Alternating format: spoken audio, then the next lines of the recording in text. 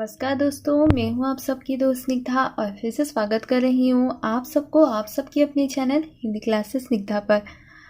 तो दोस्तों, आज की हमारी जो विषय वस्तु है वो संबंधित है हमारे भक्ति काल से, यानी कि हमारे सगुण भक्ति काल से। अगर हम भक्ति काल के बारे में बात करते हैं तो आपको पता है कि हमें 2 टाइप से उसे पढ़ना चाहिए, यानी कि उसे 2 भागों में विभक्त करना है। एक तो है निर्गुण भक्ति धारा और एक है जो दूसरी है वो है सगुण भक्ति काव्य, यानी कि सगुण भक्ति धारा। और सगुण भक्ति धारा में भी 2 भाग है और निर्गुण भक्ति धारा में भी 2 भाग है। उसे हमेशा याद रखिए। निर्गुण भक्ति धारा में जो 2 भाग है, एक है संत काव्य धारा यानी कि ज्ञानाश्रयी शाखा और दूसरी है सूफी काव्य धारा यानी कि प्रेमाश्रयी शाखा। और उसी तरह से अगर हम बात करते हैं सगुण भक्ति काव्य के बारे में तो उसमें क्या आता है, राम भक्ति साहित्य और कृष्ण भक्ति साहित्य, यानी कि राम भक्ति शाखा और कृष्ण भक्ति शाखा। उसे पहले आप अपने जो दिमाग में बिठा लीजिए कि आपको भक्ति काल को इस हिसाब से पढ़नी है। तो आज की हमारी जो विषय वस्तु है वो है सगुण भक्ति धारा के कृष्ण भक्ति साहित्य के संबंध में, जिसमें हम बात करेंगे कृष्ण भक्ति संप्रदाय के एक प्रमुख संप्रदाय यानी कि गौड़ीय संप्रदाय के बारे में। तो दोस्तों, इससे पहले मैं 2 संप्रदायों के बारे में कृष्ण भक्ति शाखा की बना चुकी हूँ वीडियो। एक तो है सनकादि संप्रदाय के बारे में और राधा वल्लभ संप्रदाय के बारे में, और 2 नहीं एक्चुअली 3 संप्रदाय के बारे में, सखी संप्रदाय के बारे में भी मैं बना चुकी हूँ। और उससे मैं डिस्क्रिप्शन बॉक्स में उसकी जो लिंक है दे दूँगी, आप वहाँ से ज़रूर देख लेना।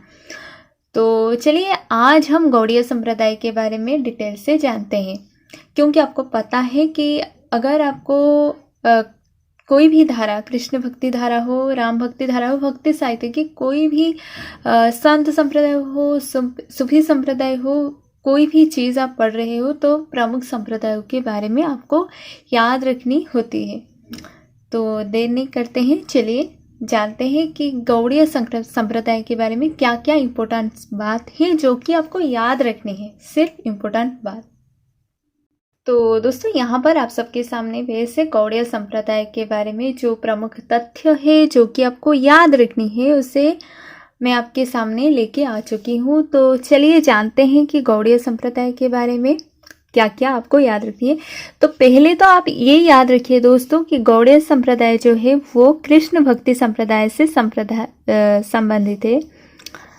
आप इसे अच्छी तरह से याद रखिए। कृष्ण भक्ति संप्रदाय से इसका जो संबंध है वो है कृष्ण भक्ति संप्रदाय से, यानी कि कृष्ण भक्ति से इसका संबंध माना जाता है, यानी कि कृष्ण भक्ति शाखा के एक प्रमुख संप्रदाय है गौड़ीय संप्रदाय। और अगर हम कोई भी संप्रदाय के बारे में बात करते हैं तो सबसे पहले उस संप्रदाय के प्रवर्तक के बारे में आपको जाननी है। तो गौड़ीय संप्रदाय के प्रवर्तक कौन थे दोस्तों? गौड़ीय संप्रदाय के प्रवर्तक कृष्ण चैतन्य महाप्रभु को माना जाता है, यानी कि चैतन्य महाप्रभु को माना जाता है गौड़ीय संप्रदाय के प्रवर्तक। और अगर हम चैतन्य महाप्रभु के बारे में बात करते हैं तो उनका मूल नाम जो है वो चैतन्य नहीं था, उनका मूल नाम था विश्वम्भर मिश्र। याद रखिए, ये आ सकता है एग्जाम में। विश्वम्भर मिश्र किसका मूल नाम था? चैतन्य महाप्रभु का, जिनको गौड़ीय संप्रदाय का प्रवर्तक माना जाता है। और इनका जो अन्य नाम था वो निमाई, गौर और गौरांग। इनका जो अन्य नाम था वो यही था, निमाई, गौर और गौरांग। और इनका मूल नाम क्या था? विश्वम्भर मिश्र। और चैतन्य मत का, यानी कि जो गौड़ीय संप्रदाय का मत को कहा जाता है चैतन्य मत, और चैतन्य मत का जो दार्शनिक मत है दोस्तों वो है अचिंत्य भेदाभेदवाद। याद रखिए, अचिंत्य भेदाभेदवाद किसकी दार्शनिक मत है? वो है गौड़ीय संप्रदाय का जो दार्शनिक मत है वो है अचिंत्य भेदाभेदवाद। तो अब गौड़ीय संप्रदाय के जो प्रमुख कवि हैं उनके बारे में हम कुछ जानकारियां प्राप्त करते हैं। तो सबसे पहले आप याद रखिए कि गौड़ीय संप्रदाय के प्रमुख कवि कौन कौन है। प्रवर्तक तो है चैतन्य महाप्रभु, जिनका मूल नाम क्या था दोस्तों? उनका मूल नाम था विश्वम्भर मिश्र। और अब हम बात करते हैं, और हाँ, अचिंत्य भेदाभेदवाद है गौड़ीय संप्रदाय का जो दार्शनिक मत। अब हम बात करते हैं गौड़िया संप्रदाय के प्रमुख कवियों के बारे में। तो सबसे पहला नाम आता है राम राय। मैं इन सब के बारे में जानकारियाँ तो दूंगी, पहले आप इनके जो नाम है याद रखिए। इतने कवि है गौड़िया संप्रदाय में, राम राय, मदन मोहन सूरदास। इसे लिख लीजिए, आपके लिए आसानी होगी। राम राय, मदन मोहन सूरदास, गदाधर भट्ट, चंद्रगोपाल, जो कि राम राय के अनुज माने जाते हैं, चंद्रगोपाल, फिर माधवदास माधुरी, और फिर अंत में नाम आता है भगवत मुदित। तो कौन कौन है दोस्तों, याद रखिए। राम राय, मदन मोहन सूरदास, गदाधर भट्ट, चंद्रगोपाल, राम राय जो कि राम राय के अनुज थे, और माधवदास माधुरी और भगवत मुदित। अब हम बात करते हैं इनके बारे में कुछ यानी कि जो प्रमुख कवि माने जाते हैं चैतन्य संप्रदाय में, यानी कि गौड़िया संप्रदाय में, उनके बारे में कुछ बातें हम जान लेते हैं। तो दोस्तों सबसे पहले बात करते हैं राम राय जी के बारे में, जो कि गौड़िया संप्रदाय के प्रमुख कवि माने जाते हैं। तो दोस्तों जो राम राय है वो पहले वल्लभ मत के अनुयायी थे। वल्लभ मत के अनुयायी कौन थे, राम राय, और ये विट्ठलनाथ जी के शिष्य थे। विट्ठलनाथ वल्लभ संप्रदाय के माने जाते हैं, और ये वल्लभाचार्य के बेटे विट्ठलनाथ हैं, और विट्ठलनाथ जी के शिष्य माने जाते थे पहले राम राय। और फिर बाद में ये जगन्नाथपुरी में आकर श्री नित्यानंद से दीक्षा ग्रहण करी।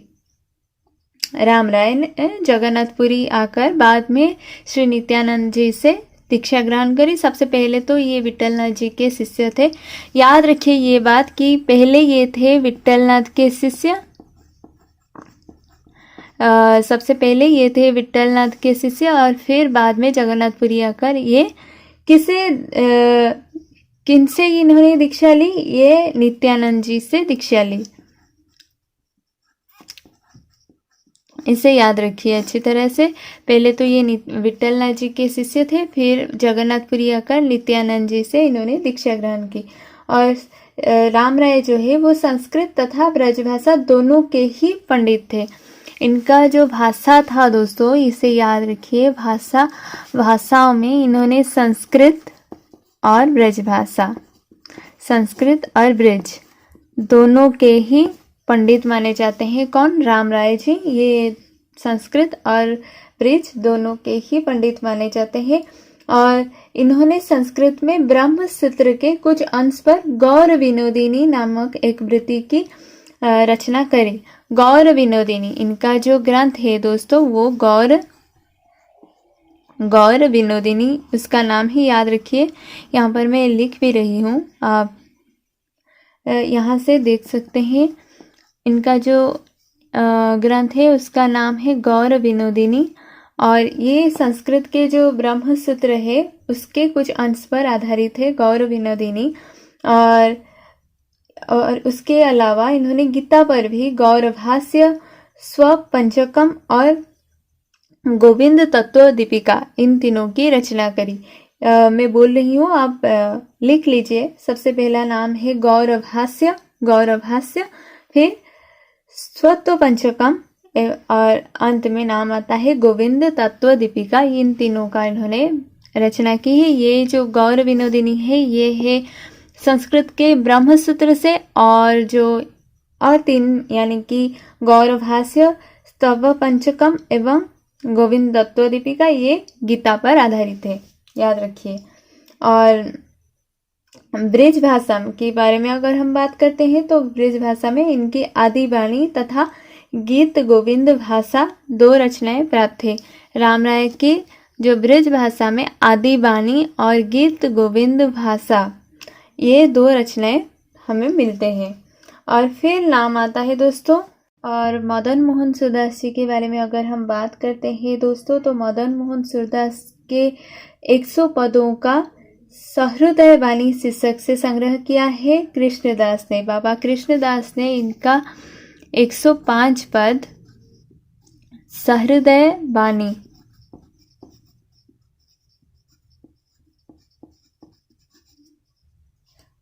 एक मिनट,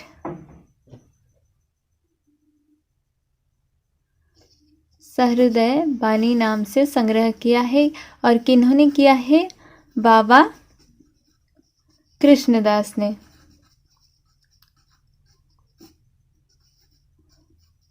इसे याद रखिए, बाबा कृष्णदास ने मदन मोहन सूरदास के 105 पदों का सहृदय वाणी नाम से संग्रह किया है और ये अकबर के दीवान थे और ये संडीला में नियुक्त थे।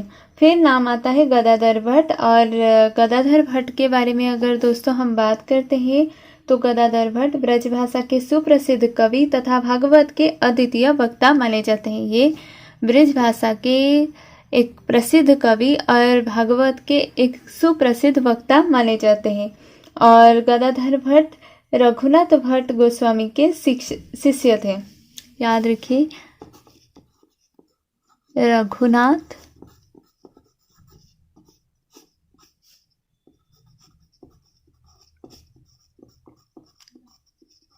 इनके गुरु के नाम है रघुनाथ भट्ट गोस्वामी और ये भागवत के साथ साथ ब्रजभाषा के एक सुप्रसिद्ध कवि माने जाते हैं।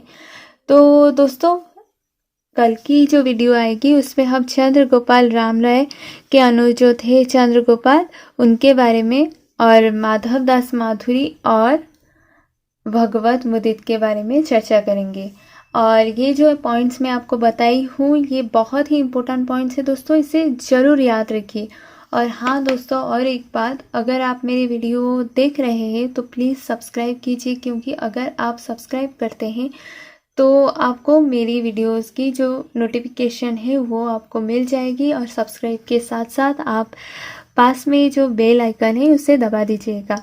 और हाँ दोस्तों, अगर आपको मेरी वीडियो पसंद आ रही है, ज़रा सी भी पसंद आ रही है, प्लीज़ लाइक करना मत भूलिएगा। और आप सबके साथ बहुत जल्द मुलाकात होगी दूसरी नई वीडियो के। और हाँ, अगर आप वीडियो देख रहे हैं दोस्तों, तो कोई भी वीडियो अगर मेरे चैनल पर देख रहे हैं तो प्लीज़ डिस्क्रिप्शन बॉक्स में जाइए, क्योंकि वहाँ पर मैं कुछ अलग अलग वीडियोस की जो कि इम्पोर्टेंट है उसके लिंक भी दे रखी हूँ। उसके साथ साथ मेरी जो सोशल अकाउंट है उन सब के लिंक भी मैं वहाँ पर दे रखी हूँ। उसके साथ साथ मैं अपने ईमेल एड्रेस भी दे रखी हूँ। अगर आपको कोई भी बात मुझसे पूछनी हो तो आप वहाँ पर जो लिंक है वहाँ पर क्लिक करके जा सकते हैं और मेरे साथ जुड़ सकते हैं। तो चलिए मिलते हैं अगले वीडियो में, तब तक के लिए नमस्ते।